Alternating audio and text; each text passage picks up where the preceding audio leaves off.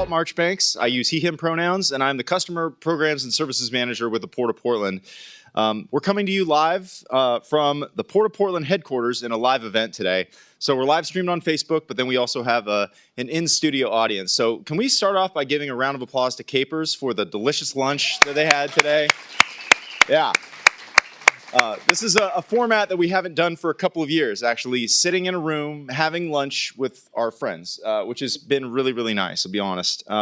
So once a quarter, we have an event where we bring people from all across the airport community together to recognize and celebrate the one thing that we all share in common, which is the really innate desire to provide exceptional customer service to people. So this room has a bunch of individuals and their supervisors and working committee members, but everybody in this room has that one thing in common, right? We all, believe that providing an exceptional customer experience at the airport is important. So round of applause to everybody in this room as well.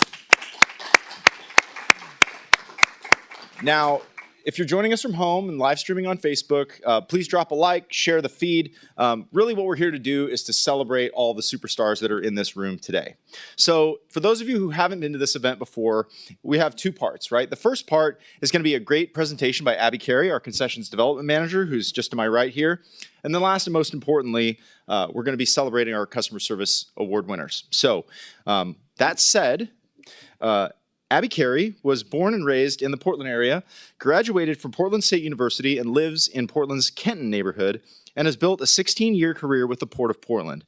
As you can see, Portland is a common theme in her life, which positions her nicely for her role as Concessions Development Manager, where she gets to help showcase the local culture that makes her hometown so special.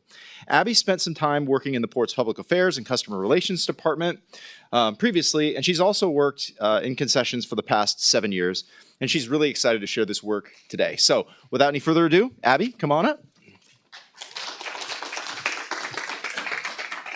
Hello, everybody. Thank you, Walt, for the intro. And yeah, Walt mentioned that I used to work in customer relations. I actually used to do a similar role that he has now with the PDX People program way back in the day when it was called Make the Connection. So I know a lot of you from those days, and I know a lot of you from our concessions work, and then I see some friendly faces here from other industries too. So welcome, and I'm really excited to just share a little bit more about the work that we do in the concessions program at PDX. So this guy's on here. All right. So really, I just wanted to talk about sort of what all goes into bringing new concessions into the airport. You all are probably familiar with the getting the hang of the pointer here.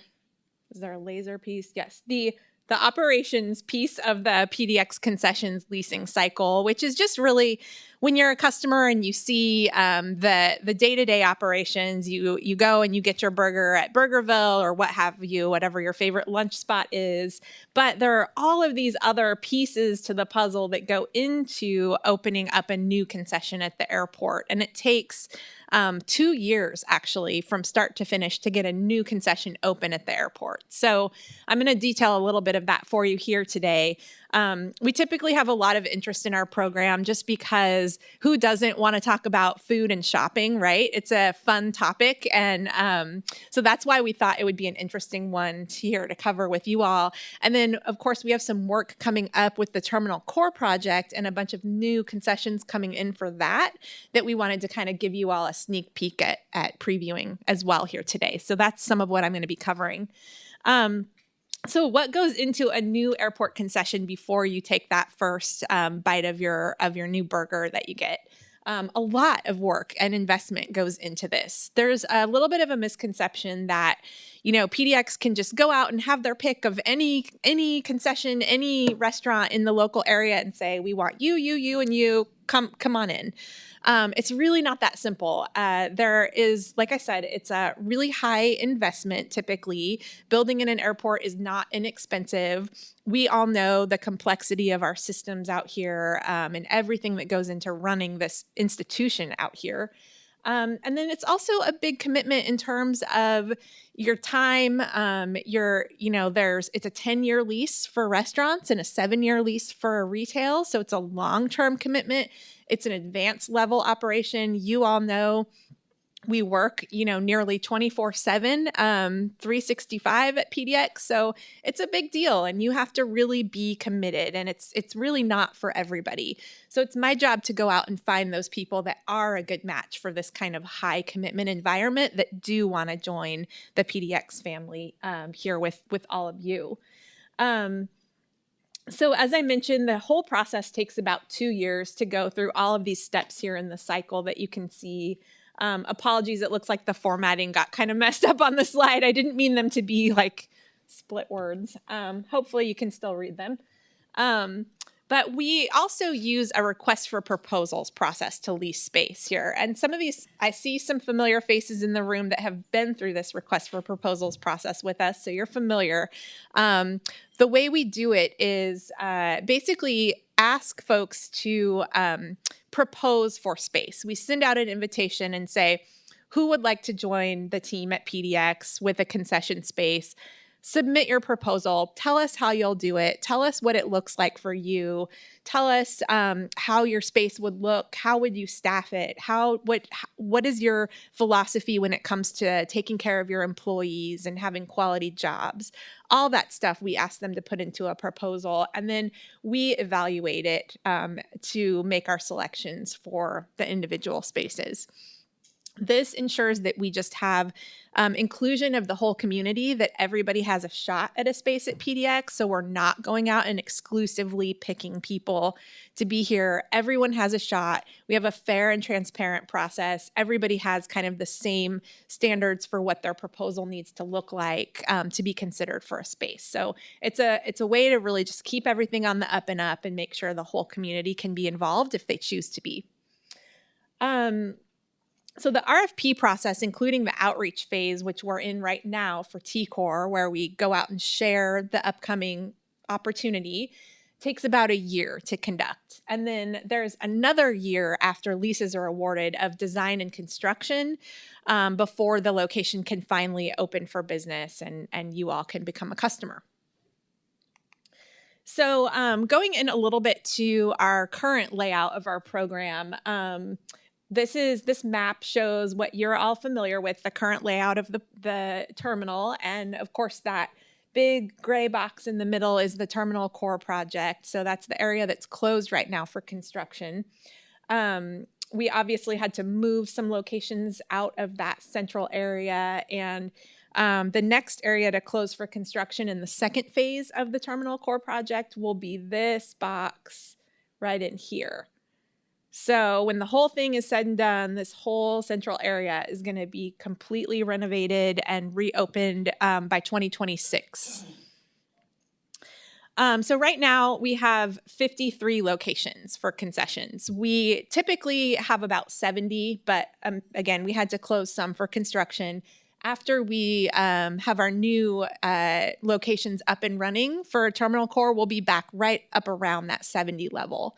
70 locations is kind of the sweet spot for what we're able to sustain with our current passenger volumes.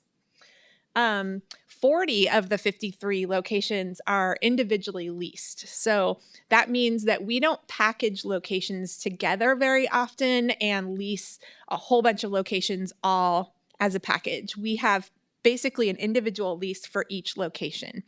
The reason we do that is to help the small businesses be able to afford a location. So if we packaged 3 locations together, it would be much more difficult for a small local business to invest in a build out for 3 locations all at once.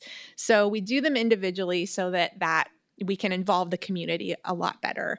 We do have some package locations just for our newsstands and our coffee, but everything else is really a one-off. That's very different from how other airports operate. Most other airports in the country, and really all of them except I think SFO has a model more similar to us, but really all other airports in the country lease to a few larger prime concessionaires who then sublease or license brands out to smaller local businesses sometimes, or just national brands. So for us, we think that there's a lot more brand kind of authenticity, and that sense of place and that sense of community really comes through when it's the individual operator, the owner of the business operating the business themselves. So that's why we choose to do it that way. It comes with a lot more work on our end. Obviously, managing 40 leases instead of 3 is a lot more work, but we think that the payoff is well worth the extra work because it just comes all together with a much more pleasant experience for our passengers. So out of those, the 78 are direct leases and 22 are licensed brands. So we do still have some licensed brands here that work with bigger concessionaires, and there's definitely a place for those. It's just not our majority of our spaces. Out of all these leases, also 78% of the brands are local and regional brands. So we, again, feel that that's important. Our local brands are really well embraced. When we're working with a local brand, we're keeping the revenues here in the community, in the local Portland area, and not back to some big multinational company in London or something. And also, our passengers tell us through surveys constantly, about 80% of the survey respondents say that they want that local experience at PDX. They want our hometown brands here. They don't want the big national brands. So we really just honor the requests of our passengers, and we prioritize that type of model. Moving on here to the terminal core project and kind of what's ahead. I know most of you have probably seen these renderings. They've been shared pretty far and wide at this point. The design of the building is really intended to reflect the look and feel of the Pacific Northwest. The wood woven roof, tongue twister, is intended, the architect intends it to be like a forest canopy with dappled filtered light coming through. All the wood is sourced within 600 miles of PDX. So it's truly a local representation of our region. And our intent is that the concessions match that local representation. So again, back to local, we're definitely looking for our Portland area and Pacific Northwest makers and restaurants to really help us highlight our hometown here in this building. So also, a big priority for us is to partner with folks that take good care of their employees. So like I mentioned previously, that's a component in our request for proposals where we ask folks to tell us, what are your wages and benefits? What are your advancement opportunities? What kinds of perks do your employees get? And it's our intent to only partner with the folks that really take good care of their employees. And I know that's important to all of you being employees here. So definitely wanted to mention that. It's actually 25% of their entire score is all about their employees. So we really do place priority on that. We also want to extend meaningful support to the underserved and the disadvantaged parts of our community. We have a disadvantaged business component to our RFP, and we're also looking for proposers to tell us how they give back to the community and how they involve all different parts of the community and share their prosperity with their parts of the community, whether it's through fundraisers or collaborations, partnerships, fun things like that. There's all kinds of ways that they can show support. So they're going to be evaluated on that factor as well. And then, of course, just innovating for the future of travel. Things we all know how much things have changed in the last 2.5 years. And even before that, things were changing pretty rapidly in the travel sector. So just we're finally able to kind of bring our airport up to the 21st century. As we know that PDX was originally built in the 50s, everything changed for 9/11. So this is our opportunity to reconfigure the concessions program and really the entire main terminal to sort of match today's travel patterns and passenger needs. So this is kind of an overhead layout of the new main terminal after the terminal core project opens. We are building the project in 2 phases. So the concessions locations will also be opening in 2 different phases. So I can kind of give you a quick rundown here of how this is all laid out, and kind of your path of travel as you walk through the building. You enter the ticket hall here, and then you walk through this central area to the checkpoints. So these shaded reddish pink boxes here are the 2 TSA checkpoints. So you can see, unlike our previous layout, you actually have to walk right in front of all these concessions, which are pre-security. So it's almost like the IKEA model where they put the arrows on the floor and they want you to walk past, certain products and certain things. So that's what we're doing here. We want all of our concessions to be visible so folks are inspired to walk in and shop and dine. Then after they get through the checkpoint, it will be a new big concessions north hall over here on the DE side and a new south hall over here on the BC side. So this is like a reimagined version of like on the south side where you walk out to Stumptown, and on the north side where you see Portland Coffee Roasters. This is that space, only twice as big with many more concessions, because these are the areas where all eyeballs, take this in. These are great areas for business. So that's why concessions are clustered here. And we do expect these areas to be very competitive in terms of concessions interest because of that fact that everybody walks past these.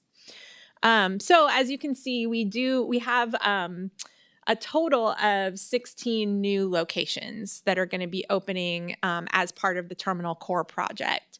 So during the first phase of construction, we have 13 locations in the request for proposals. So the red spaces on here are all the spaces that are going to be going in that RFP, request for proposals. So these are the ones that are opening up to the whole community to submit their proposals on, and then we'll lease according to their submittals. So out of these 13 locations, 4 of them are retail. So there's going to be 2 pre-security retail spaces right by the checkpoints. The R is for retail. And then there's 2 post-security retail spaces on the north side right next to each other over here. There's also 9 food and beverage locations. So those are all the FB ones. 3 counter service restaurants pre-security. And then there's this big mezzanine upper level bar space, restaurant bar, that's going to have views out the front and the back. And it's really going to be kind of a central hub of activity in that area there that bar kind of anchors. Then over on the south side, there's a couple more smaller counter service restaurants. And on the north side, there's 3 different counter service restaurants too. So let's see, 6 of them are pre-security and 7 are post-security. So we have about half and half here in this RFP. And then when we do our proposal scoring, so we are not the ones that make the entire decision. We appoint a selection committee that's made up of a diverse group of airport and community representatives. So some of the folks are from PDX. We will often invite an airline to participate, a couple port folks, and then some of the folks are from the community. So we'll have business leaders in the tourism industry, like perhaps somebody from Travel Portland or Travel Oregon, and then sometimes like a community advisory committee member or someone that works with the port in the community, local neighborhoods, and things like that. So we all get together and score the proposals based on these proposal scoring bullets here that I listed. So these are the sections in the proposal that we ask folks to describe their intent for, and then we assign scores, and basically the proposal that scores the highest for each given location is awarded a lease. So that's kind of how the process works. Some of these spaces on the map here that are in other colors are being leased either through a future RFP. Our newsstands are all going to be leased in the future. So we're doing that in, I think, about a year and a half from now, which are these brighter blue spaces. And then these darker blackish blue spaces are the ones that are all replacing folks that have been displaced by construction. If they were in the middle of their lease and the construction project needed them to close early, we're carrying them along with us and giving them new space. So that's what's represented in those darker colors there. Let's see. So I've got, we do have a link. I'm hoping it works here. I didn't clear this with you, Walt, but I'm hoping it works for me to just click on it. Looks like it's going to. Oh, no. It's okay if it doesn't. You guys all have the link. You can visit it. Let's check it out. Yeah, here. I think we probably just need to go into here. And then because it's because it's like a flash of Henry. Yeah, you get a little quick view of my son here real fast. So let's see, and then let's see if I can drag this over. Oh, I don't think we're gonna be able to move it over. That's cool. I tried. So so take a screenshot of this and visit this website. This is where we're talking about our RFP and kind of how it all works. We also have some testimonials from some of our current tenants on there talking about their experience out here and kind of some of the pros and cons, the challenges and opportunities of doing business at PDX as a concession. So if you are a restaurant or retail shop yourself, or if you know somebody who wants to potentially participate in this process with us, that is the website where they can get all the information to participate. Our request for proposals is going to be going live on September 12th. So just a little over a month from now, about 6 weeks. And the second link on there, Planet Bids registration, is where we conduct all of our RFP business. So you have to be registered on there if you want to get looped into the process. So again, if you're interested or if you know someone who is, they can go to that website to get looped in on the whole process and the notifications for what's next. My contact info is on there, and then we have some time here for Q&A too. Happy to answer any questions about leasing in general at PDX or just the T-Core layout for concessions or anything. Yeah. I know that we just got a food truck out front of the lower roadway. Are food trucks also going to be a new thing, and are we going to get more of those? Yeah, that's a great question. And that food truck out there is thanks to Walt and his efforts for really geared toward employees. So definitely love the partnership on that. And I've heard great things about that truck. So I still need to get down and visit them. Yes, we really do hope to integrate food trucks and also like small retail kiosks. So we have some ideas that we are working on raising funding for now to build out some areas that hopefully can be like a My People's Market or a Saturday market kind of experience where it really demonstrates kind of our local culture and also integrates music and art. Yeah, exactly. So that's the vision long term, and we hope to have something like that open like toward the back end of T-Core when it opens fully in 2026. So yeah, agree with you. It's a priority for sure. What else? Yeah. Have you got a question? Generally, how long are the terms of both your food and beverage and retail leases? Yeah, the food and beverage leases are generally 10 years and retail lease is 7 years. So we do have kind of longer lease terms because, as I mentioned, the investment is higher in the airport environment. It costs more to build an airport space than it does to build a space downtown Portland. So you need a longer lease term to have time to pay back your investment so that you pay off what you spent to build out the space, and then hopefully you make a little bit of revenue on the back end of the lease too. So that's what drives those longer terms. Yeah. Is there a big penalty if you have to break a lease early? A lot of times we will negotiate a lease termination depending on the reason behind it. Like during COVID, we had a couple of leases that didn't survive all the challenges of the pandemic. And of course, that was a really understandable reason to need to exit your lease. So we worked with those people to make it an amicable, mutually shared separation. But if somebody just decides to throw in the towel, it might be a different type of negotiation. So it's always really a partnership, and no two situations are alike. So we just kind of work through the individual circumstances. Yeah, Christian. How many concessions due to COVID did the port lose? I can think of 3 that closed during the pandemic. There were just 3. So, and this isn't a secret. Everybody's familiar with who's closed recently. You all work here. So, Tamale Boy closed, one of the Starbucks closed, and the Metalsmiths location closed.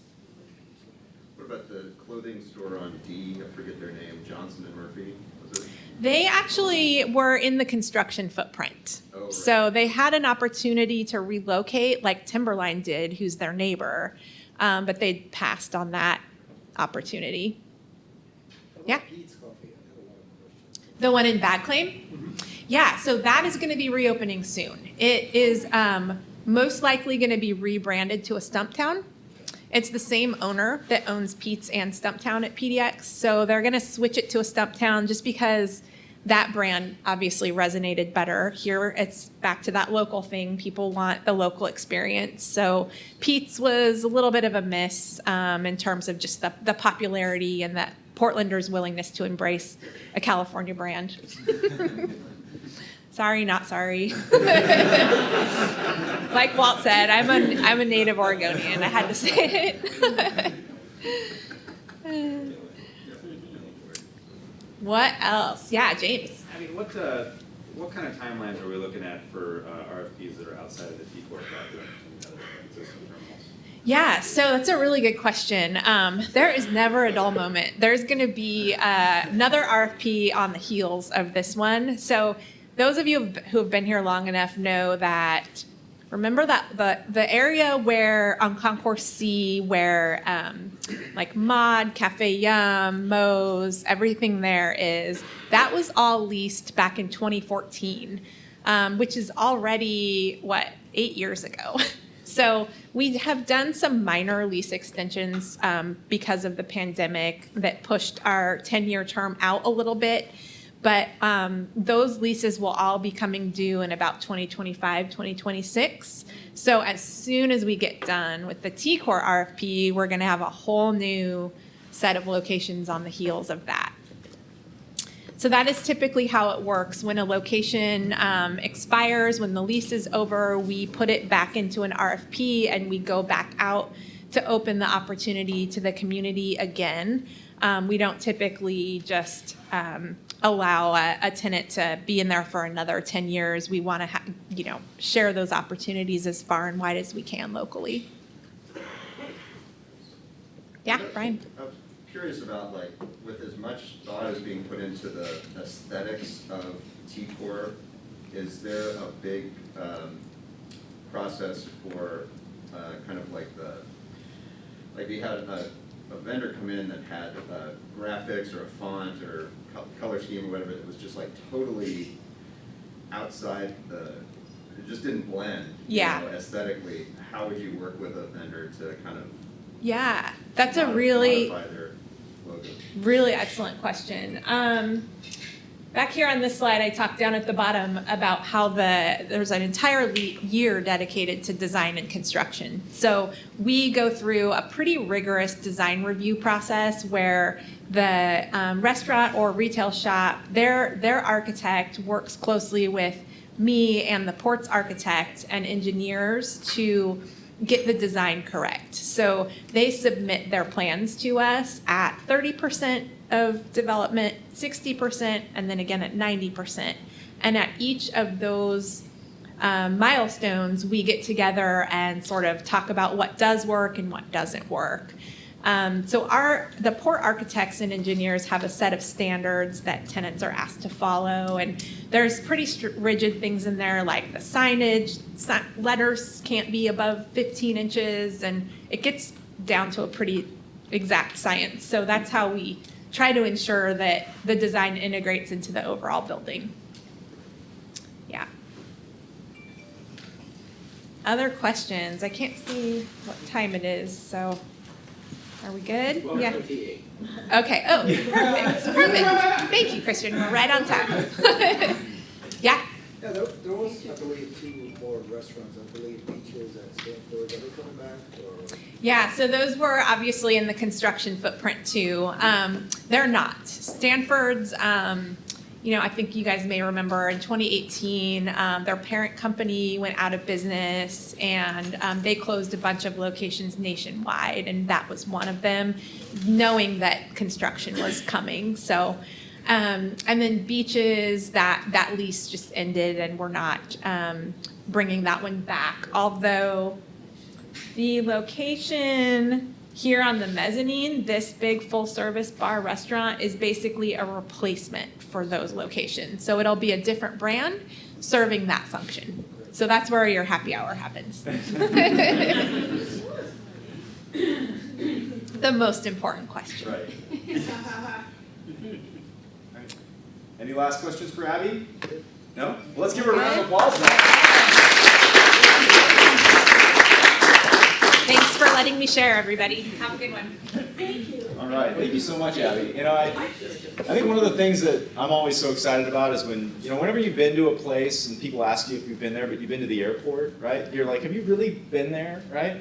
But I feel like at PDX, right, that people can really have a uniquely Portland experience. They can feel like they've had experiences that involve our local cuisine, our local shops. They see local art, they listen to local music, and it's a very unique, curated experience that really makes you feel like you've been to Portland, even if you don't even leave the airport, honestly. If you're one of the 20% of our passengers or so that are just passing through, you're not from here, you're not coming here as your final destination, you really get to have that authentic experience. And that's thanks largely to the work that Abby and her team do. So thank you so much for bringing that. Yeah, absolutely.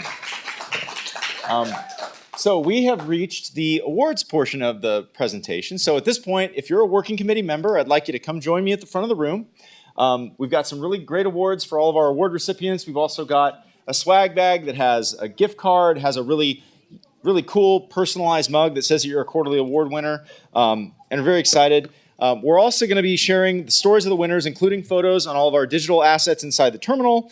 And lastly, for those who couldn't join either in person or enjoy the live stream, we're actually recording this so we can go ahead and fix the formatting on Abby's slides and then share the presentation out with everybody else.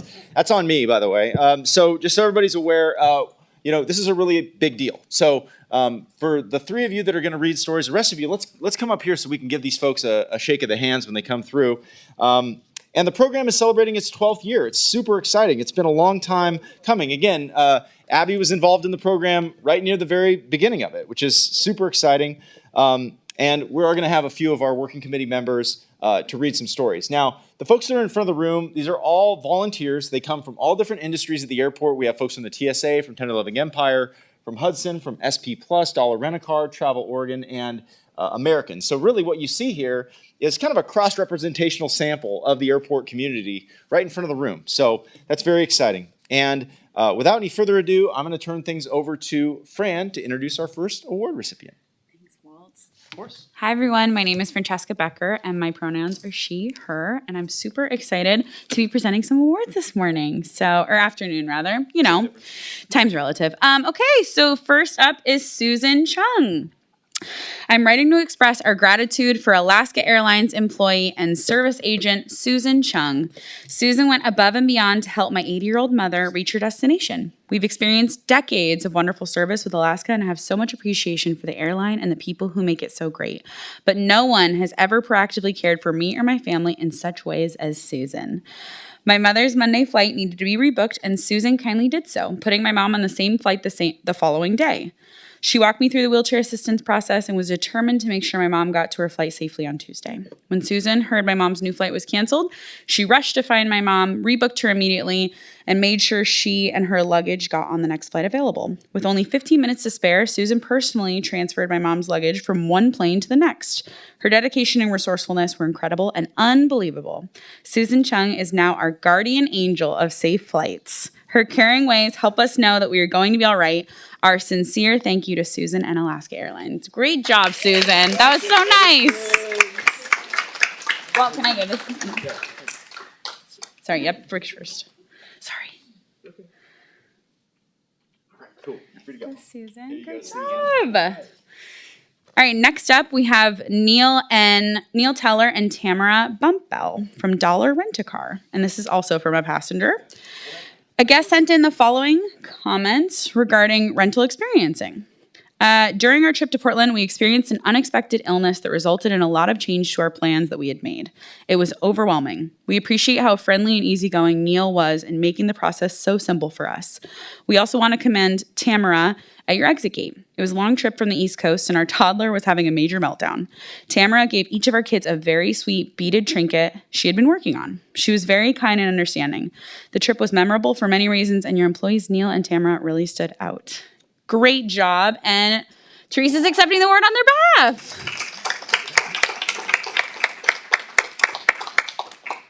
And then obviously someone near and dear to my heart is Laura with the TSA. Come on up, Laura. A passenger shared this letter regarding their recent experience at the TSA checkpoint. One of your employees went way above and beyond for us, and her name is Laura D'Onofrio. My medically fragile 90-year-old father had just been discharged from the hospital, and we needed to catch a flight to Salt Lake City. Due to some unforeseen circumstances, we were short on time, and I needed to get my dad some dinner.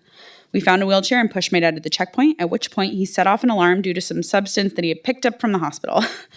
Laura saw the look on my face and immediately came over to help. She got us through the checkpoint and then took over the wheelchair driving. She brought us to find an all-user restroom and showed us where to get water. She gave me a hug when I burst into tears from all the frustration and anxiety of the day. Finally, she took us to the gate and made sure we were comfortable and sitting together. Laura was so kind and compassionate and turned a stressful experience into one that I will remember with fondness. Laura is an extremely excellent employee, and I concur. And she reflects very positively on TSA, and that's from Martha. Great job, Laura.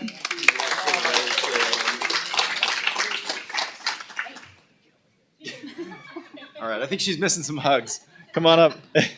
Come on up, Augie. Yep, sorry. Hi, everybody. My name is Augie Ribello. I use he, him pronouns. I am the general manager of Tender Loving Empire. I am here to give Anita Hardy and Ashley Sauer from Capers Cafe a quarterly award. After a tasty meal and unparalleled service, a guest wrote in with these comments. I just finished a slice of delicious veggie quiche, and I'm writing to compliment two of your employees. Ashley, the bartender filling in for someone out on sick leave, and Anita, server extraordinaire. Both were beyond efficient and friendly from start to finish during my first experience at Capers Market. They were such a pleasure during a very busy morning around the bar and guest tables. I really wanted you to know that they are gems who work extremely hard to keep all your customers happy and served quickly. Both Ashley and Anita got my morning of travel off on a positive note. Kudos to them and Capers Market for providing excellent service, delicious food, and beverage. Charlotte. Thank you. Congratulations.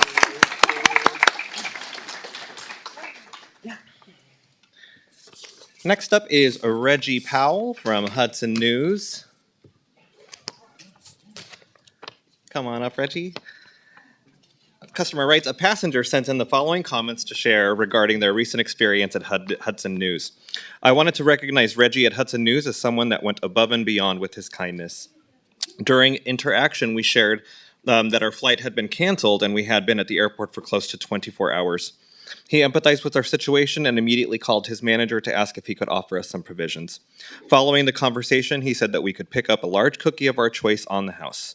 He continued to check in on us all the way until we were getting ready to board, and he really cared about our situation and wanting to do something to help make our difficult day better. That's from Kim. Congratulations. Next is for Ground Transportation and Parking, Anna Berezinski from SP Plus. A delighted guest sent in this note for Anna. I'm a longtime PDX flyer. Anna, your economy shuttle driver, was splendid, cheerful, and helpful. She is a credit to your organization, and you should be proud of her. Just thought you all should know. Thank you. That's from customer William. Congratulations.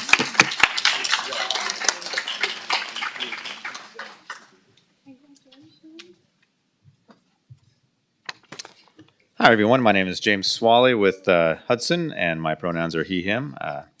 So I'm going to talk first about Ed Beck. couldn't be here today, by the way. I'll hold up this mic. So a passenger submitted this via rave review of VIP Ed Beck. Yesterday, my son and I arrived at PDX for a long-awaited trip to Seoul, Korea. I adopted my son from Korea when he was 9. Now he's an adult and wanted to return for a visit. Upon my visiting in the check-in desk, we were turned away by our airline because we did not have the correct paperwork. We were devastated. We hadn't completed many forms and applications, so I believe we were all set. But I hadn't realized that there was still one more document needed. We tried to fill out the final authorizations using our phones, but kept running into technical issues. When I spoke to an airline representative, she let us know that those applications were nearly impossible to complete on a phone, and we really needed a computer. Luckily, we found the information booth where we met Ed. He helped us navigate the entire application procedure, including taking photos, reducing the sizes, and loading them onto the application. The whole process took over an hour. We missed our flight, but we could not be more appreciative of Ed's help. He was a hero. Thanks again to Ed and your team. You are doing important work. Ed going the extra mile to help these travelers prepare for their trip to Seoul comes as no surprise. Ed is ambitious and resourceful and will do whatever he can to remove the obstacles for PDX passengers. All right, way to go, Ed. So next up is Drawn Bush with McGee Air Services.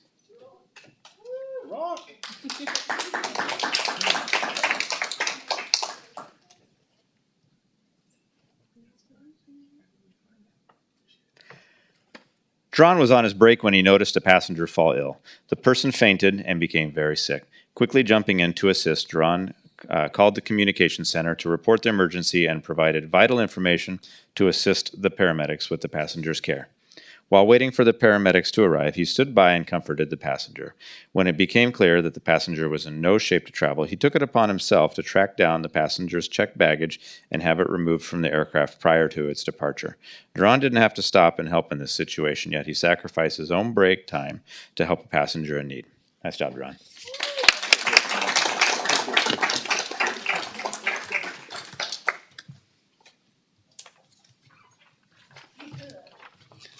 All right.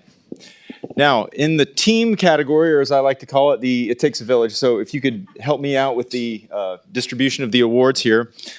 We have Jeremiah Pacheco. We have Matt Rosales, who's actually on Graveyard, so he couldn't be here right now. Salima McRae, who hopefully is joining us from home, but Brian Burke is recognizing or accepting the award on Salima's behalf. And then our friend Saeed Mahalmi, who is awesome. Did I get that right? Yes, Walt. Okay, good. Thank you. All right. So first of all, the airport community obviously has a lot of moving parts, and oftentimes the airport community comes together and we kind of collectively work with one another to solve a complex problem. And this is no small example of that. So in this case, Jeremiah came across 2 travelers who were trying to reach Portland, Maine. The duo traveling from Phoenix, originally from the Congo, had inadvertently been booked to PDX by mistake. Neither spoke English, and neither had enough money to purchase another ticket. Jeremiah spent a considerable amount of time piecing everything together and using the translator app on his phone. He provided them with snacks, made sure they were comfortable, waited for assistance. His colleagues Salima and Matt were there to further help as well. Jeremiah also recruited TSA agent Saeed over here, who speaks French fluently, was actually speaking with Christian earlier in French, which is awesome, and assisted with the translation. Salima worked with the airlines to secure some seats using travelers' limited funds, while Matt scoured the internet trying to find the best flight deals. Jeremiah obtained approval to donate funds and assisted in getting the travelers to the East Coast. The determination of Jeremiah and the teamwork provided by Salima, Matt, and Saeed should not be taken for granted and is a testament to the work ethic associated with all of the PDX people involved. So on behalf of us, on behalf of the entire airport community, thank you all so much for going above and beyond. We really appreciate it, and thank you so much. Let's give them a round of applause. All right. Yeah. And with that, that's a wrap. Thank you all so much for coming. We appreciate you all taking the time out of your lives. Thank you all so much for joining us from home. And it's just really great to spend time with you all. So thank you so much. All right. Sure. Yeah, that's fine. They had a print copy. That's enough. Thank you so much.